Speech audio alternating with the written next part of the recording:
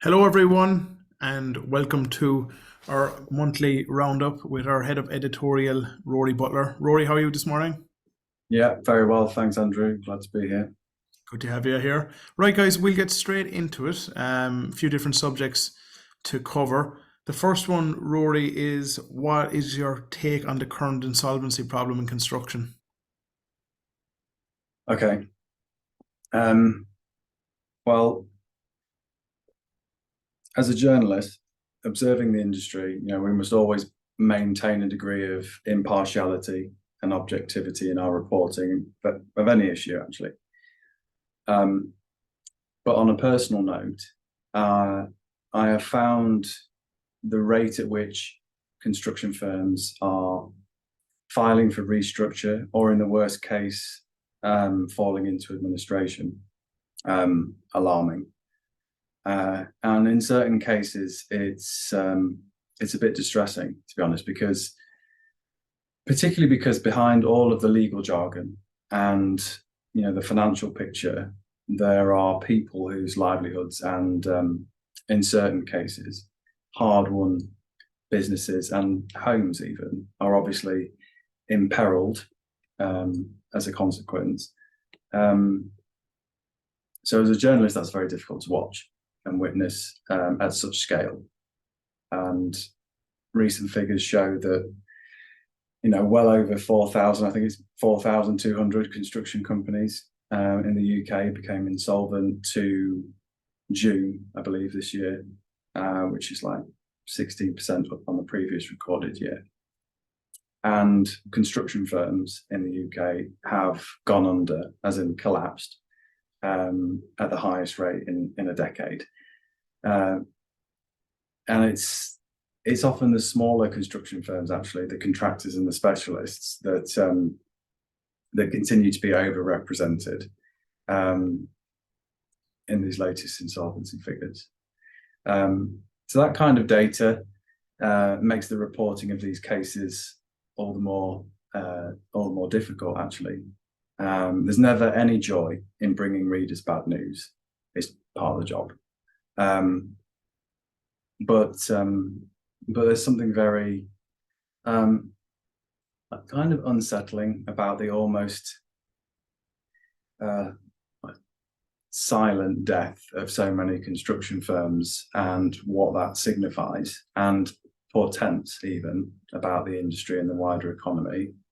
Um, and I say silent death, perhaps somewhat melodramatically, but with a degree of sincerity, because I think the impact of a sector like construction, whose company insolvency rate is second only to retail, I believe, is currently being felt more acutely inside its own community than outside.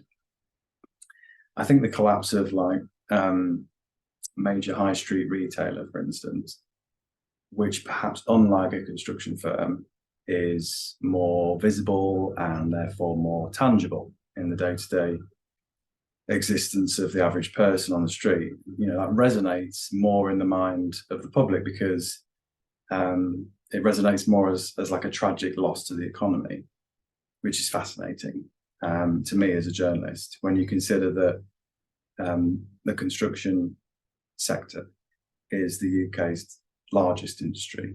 It's a major job creator. It's worth billions to the economy every year, and it represents about a tenth of GDP. But to further kind of illustrate that point about comparing it to the collapse of a retailer, we've seen the collapse of some huge companies within the sector, and notable cases include Henry Construction and Holland and J. Tomlinson and Ilk Homes and Modular Contractor, and more recently Buckingham Group, which is like a £700 million company thereabouts. Whose disappearance from the construction ecosystem, if you like, also often represents the loss of hundreds of jobs and even more in the supply chain. not to mention cancelled projects and outstanding payments to creditors and the supply chain, which are very difficult to recover. So in relative terms, these losses are like losing a mid-sized retail company from the high street. But again, I think the industry is sort of so baked into like the infrastructure, no pun intended, of the UK economy, like in the minds of those outside the industry, that the assumption is sort of regenerative. Therefore, in a way, it's a monolith, and if one company falls, another will take its place. But if construction really is like the foundation of the UK economy, as people call it, it is troubling to see so many fall at such a pace. And do you think there's any parliamentary measures going to come in? I know there was a small bit on the payments, but nothing groundbreaking.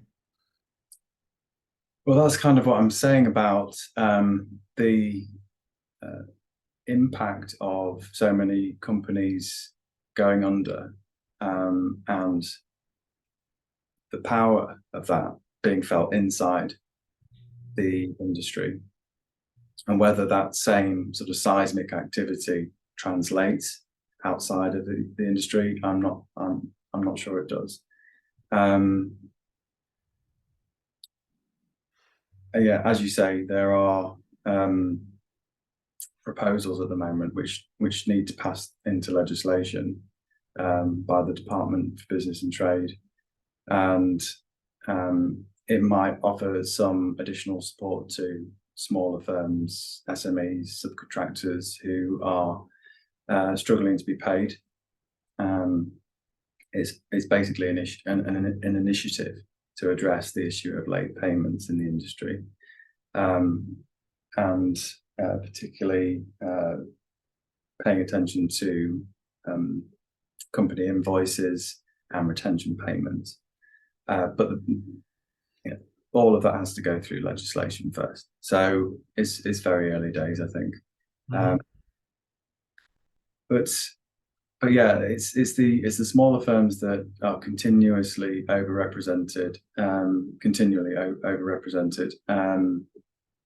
The specialist firms, the subcontractors, because a major house builder, the main contractor, their sort of model, if you like, is based on shifting cost and activity, and therefore a degree of risk onto its supply chain. So, if there's a sharp downturn in activity, like in remediation work or house building, like there was a few months ago, or if the government, if there are major infrastructure delays, if a major project goes under, then specialists tend to get hit quite hard. Yeah, and it's not like retail is such. The supply chain, I know obviously supply chain in retail is fundamental as well, but it's not as house of cards built as it is construction. Like it's, you have more flexibility when you're working in some other sectors, but construction, like the subcontractors, let's be honest, for most of them, like they don't have any great leverage for when they're working with these massive companies.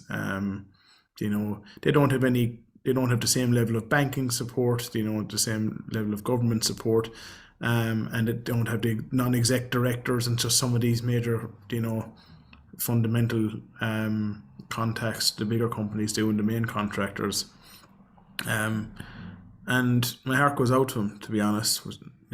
Some really good companies and family businesses going under. Yeah, which is what I touched on in the beginning. It has been and continues to be alarming to see so many companies go under. We've had 2 more this week, and as you say, they they don't have the same sort of financial resource, legal resource, and therefore infrastructure to protect themselves, or recourse against not being paid, things like that. Yeah. Some of these big companies. So yeah, it's very troubling to see the supply chain and the smaller contractors really suffer through it. And I like the analogy used with retail, and we maybe could stick with that. And the next question I'm going to ask is, uh, might seem a bit out there, but it's definitely connected, and that's about the brand and marketing problem the industry presents. Yeah. So there's conversations that I've had, or interviews, but whatever, with people who work in the industry at all levels, all tend to take the position that the construction industry has, like, quote unquote, an image problem. And I think that's true. I think that's true to a certain degree. Again, as a journalist, objectively, there's almost three sort of separate lenses in a way through which to view how the construction industry, quote unquote, markets itself. There's the perception from inside the sector itself. There's my perception, and that's that of someone inside the media who is contacted and at times appealed to for publicity by these companies. And then there's the public who exist outside the industry, but to whom the industry is keen to reach. And one of the reasons it's keen to reach them is because we want to persuade a new cohort of workers that construction is a viable, enjoyable, and rewarding career path. And actually, sometimes I can straddle all three of those. I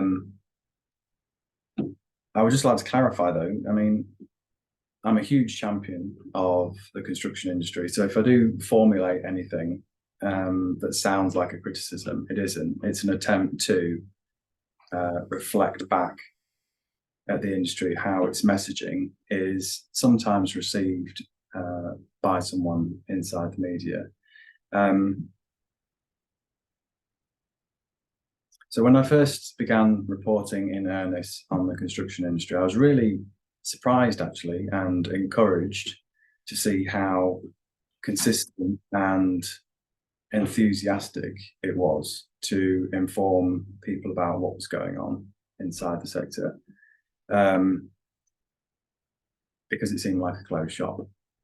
And there was, and often still is, like, plenty of good detail to be had about restructures, new hires, really big development wins, financial statements, Technology, yeah, mergers, etc., and all the attending media that goes with that. But it does seem that it is often intended for a readership solely within its own community, and in my opinion, can fail to pitch its messaging so that it resonates with a new audience outside of that community, which is worth thinking about more deeply if our underlying intention as an industry is to solve the problem of an aging workforce and lack of new workers coming into the industry for the first time. So a really clear example of that, for instance, again, as somebody who is approached by these companies on a day-to-day basis, would be like your generic contract win, for a large sum often. So inside the industry, this is pitched as an obvious success because it denotes capability and capacity and an obvious financial achievement as well. But if our goal as an industry is longevity and to be attractive to a new generation of would-be workers, I think a subtle reframing of that message to illustrate why such a development is necessary, at least in the minds of the person that you want to identify with, is important, because you need to answer the questions of how many direct jobs will it actually create?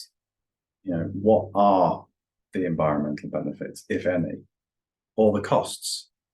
You can actually talk about those things. What is the true picture of your social value obligations? And how is the company using the millions how is the company using the millions it earns to improve its community and itself? And make those your headlines. I think people are more likely to identify with a socially conscious industry. Yeah, a lot of it, these posts, and we see it every day. It's more or less patting the company on the back rather than actually showing to the public what are we doing for this, for society.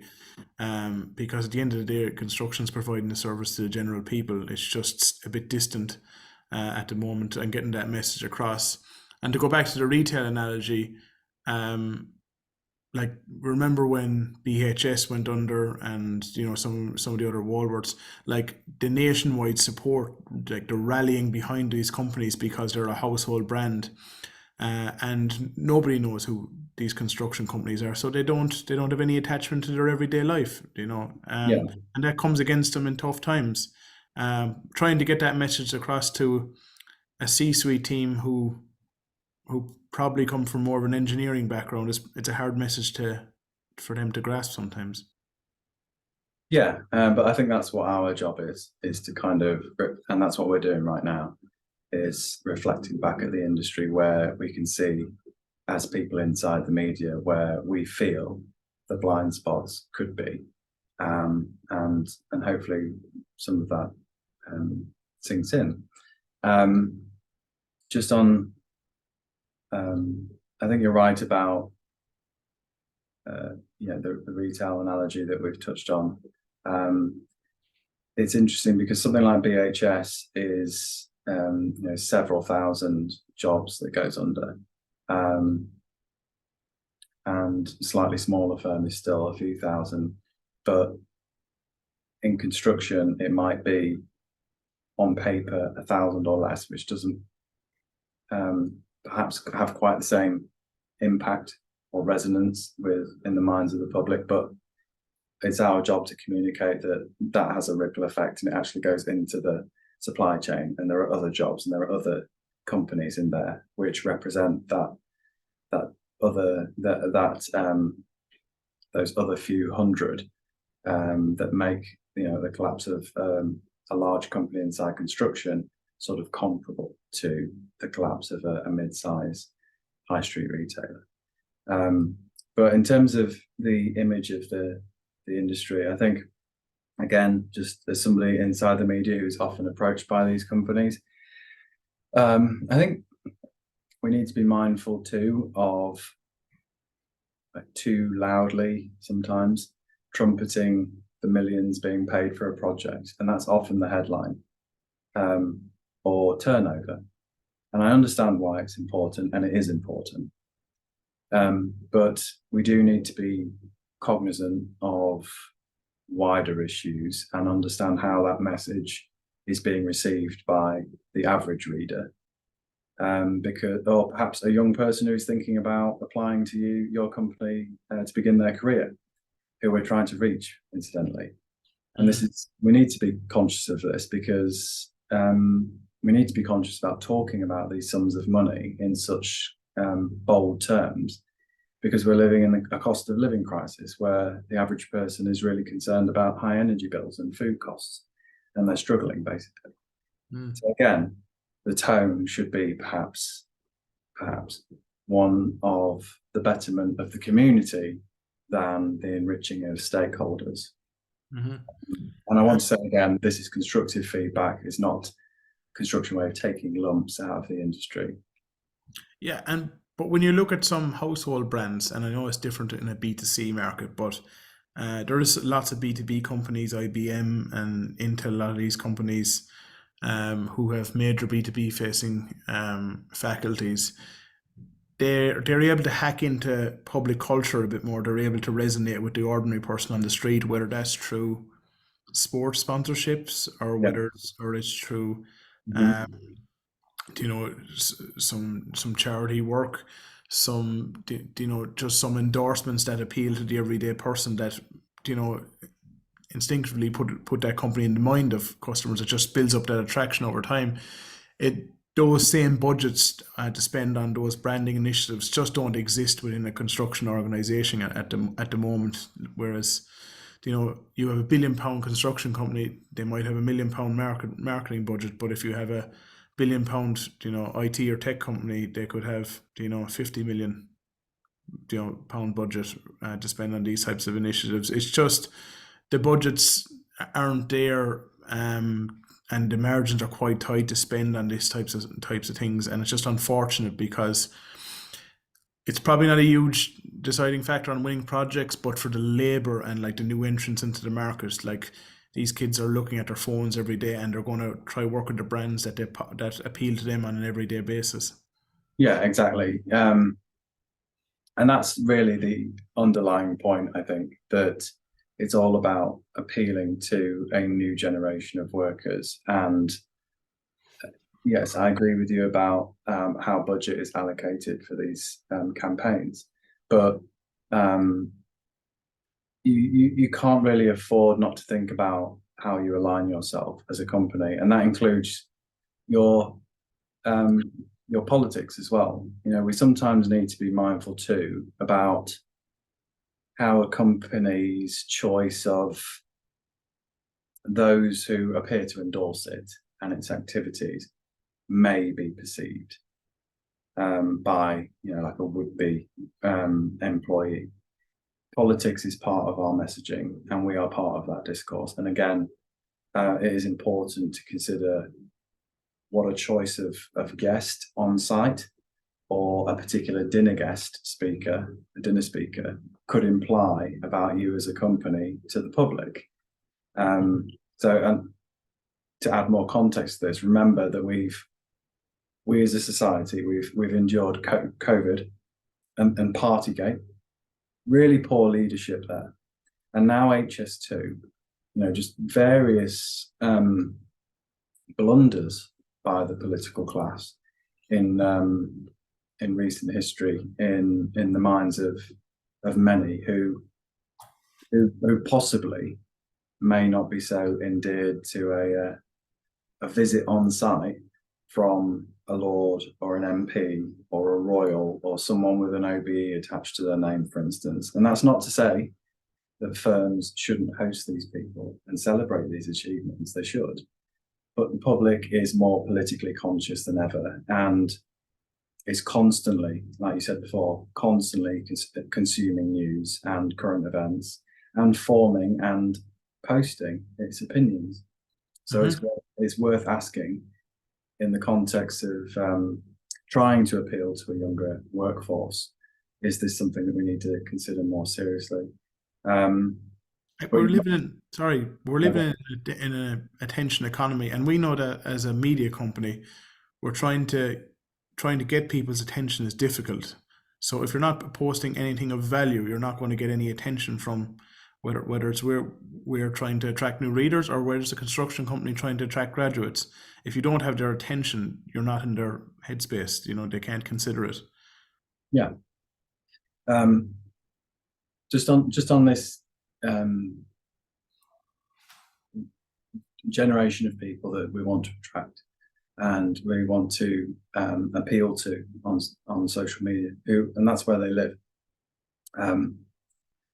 This generation is, and this data is available, this research is available. This generation is really concerned with work life quality and with balance, and less with like the pure fact of earning a salary and benefits. And what I would love to see the construction industry convey more in its messaging is how surprising and varied actually a career in construction can be, and that it really is the business, literally, of building the world in which we live. You know, the paths under our feet and the homes Roof over our head. yeah, where we build families and memories in, the roads where we explore, and the institutions where we expand our minds. You know, these are really quite powerful sentiments, and that needs to be incorporated, I think, and that it is an industry where, you know, if you're a creative person, you can create tangible things that have beauty and even legacy. If you're into numbers, there's roles for that too.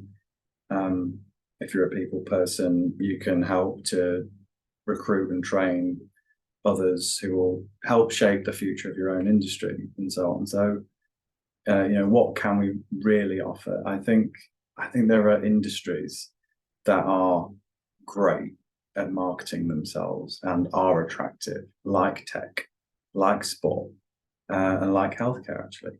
And I would love to see construction companies begin to, you know, marketing budget permitting, observe and adopt and channel some of those sentiments and strategies more and more.